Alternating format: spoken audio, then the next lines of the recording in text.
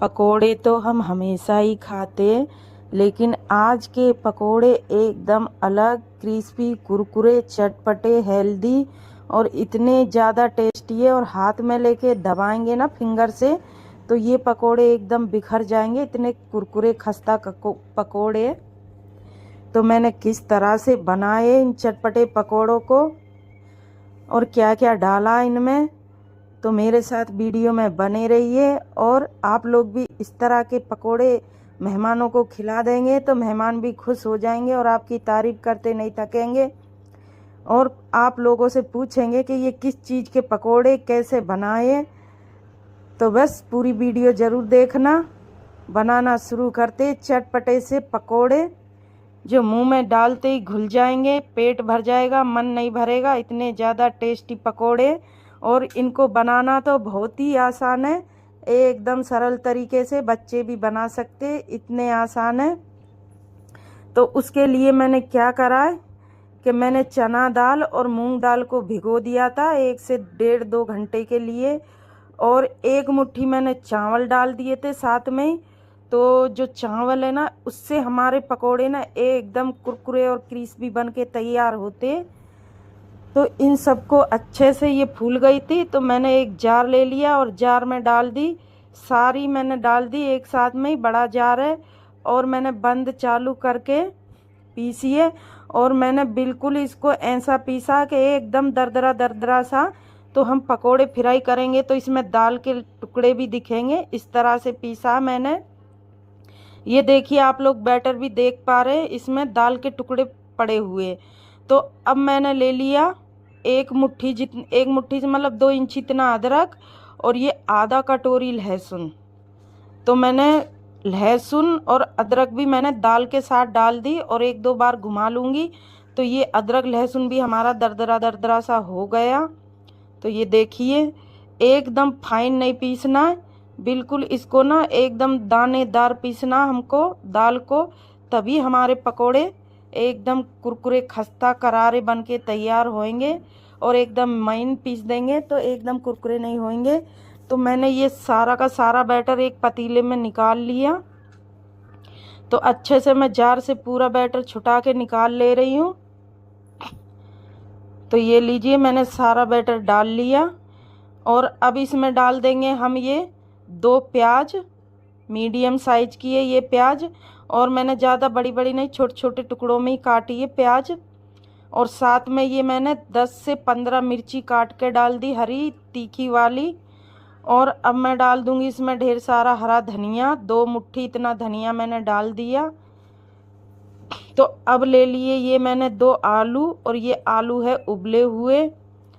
तो इनको मैं पहले छील ले रही हूँ अच्छे से। और अगर आप उबले हुए आलू नहीं डालना चाहते तो आप कच्चे आलू डालें, तो कद्दूकस करके बारीक बारीक तभी डालें। वैसे तो उबले हुए आलू डालेंगे तो अच्छे पकोड़े बनेंगे। तो ये मैं इस तरह से हाथों से ही दबा दबा के मसल के मेल्ट कर ले रही हूँ आलू को। तो ये उबले आलू है ना तो आसानी से ये इस तरह से मेल्ट हो जाएंगे।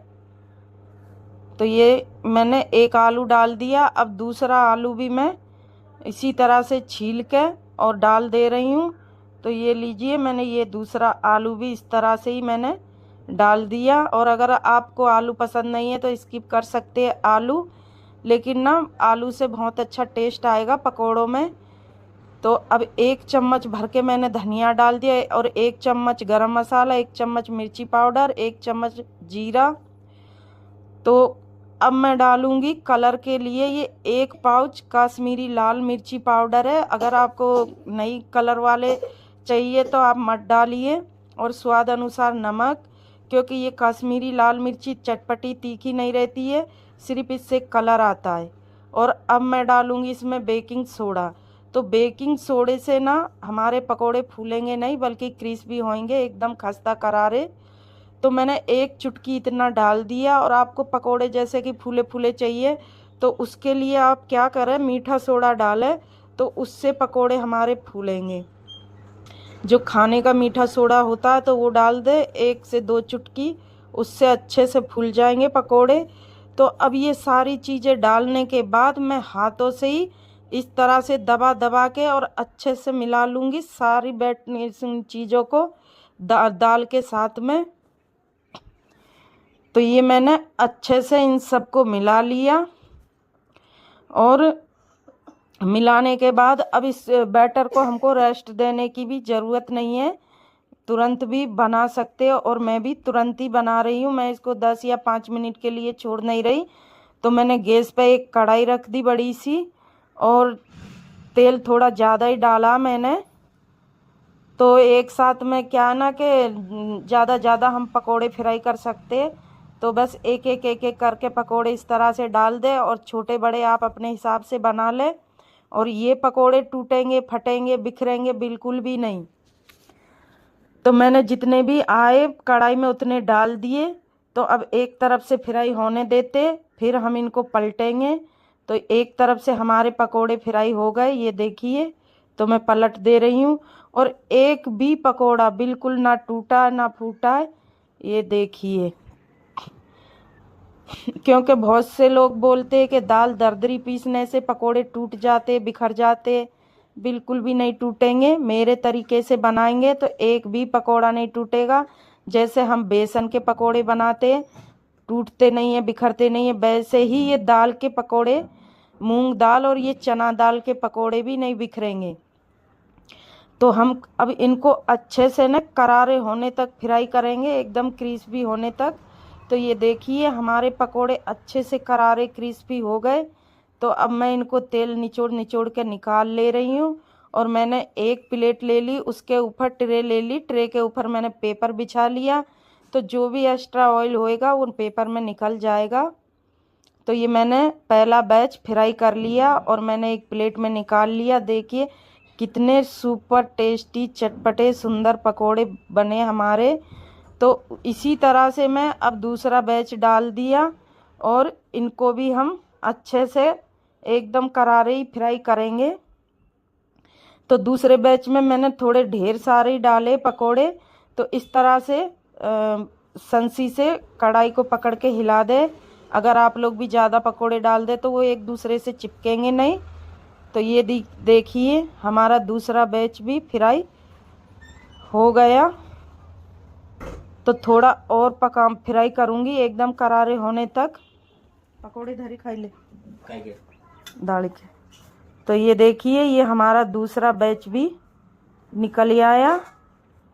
तो इसको भी मैं वही प्लेट में निकाल ले रही हूँ।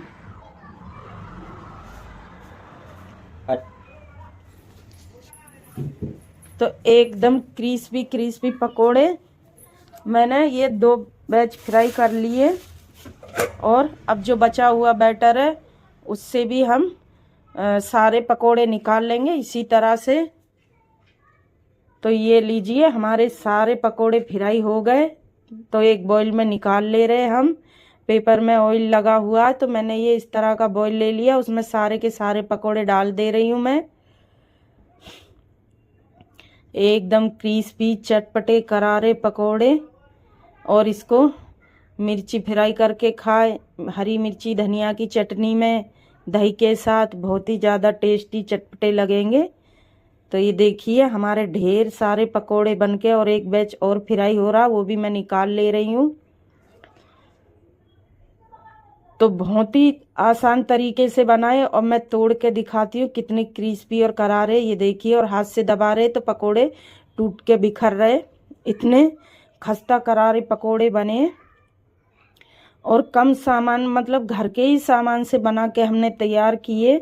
तो आप लोग भी सुबह के नाश्ते में, शाम के चाय के नाश्ते में बना सकते। तो ये मैंने सारे पकोड़े निकाल लिए, जो दूसरा बैच था वो भी मैंने निकाल लिया और थोड़ी सी मैंने हरी मिर्ची भी फ्राई कर ली साथ में। वैसे तो हमारे पकोड़े बहुत चटपटे, मैंने पिसी हुई मिर्ची पाउडर भी डाला और हरी मिर्ची भी ढेर सारी डाली है। तो ये लीजिए चटपटे क्रिस्पी करारे चना दाल मूंग दाल के पकोड़े बनके तैयार है। तो ऐसी रेसिपी देखने के लिए मेरे चैनल को लाइक सब्सक्राइब करें और एक कमेंट ज़रूर करें कैसे बने चटपटे से पकोड़े। तो मिलते फिर एक और नई रेसिपी के साथ। आप लोग भी इस तरह से बनाए, खाए, फैमिली को खिलाए, मेहमानों को खिलाए। बहुत ही टेस्टी पकोड़े ये। तो जितने ये देखने में सुंदर लग रहे, खाने में उससे कई गुना ज़्यादा टेस्टी पकोड़े।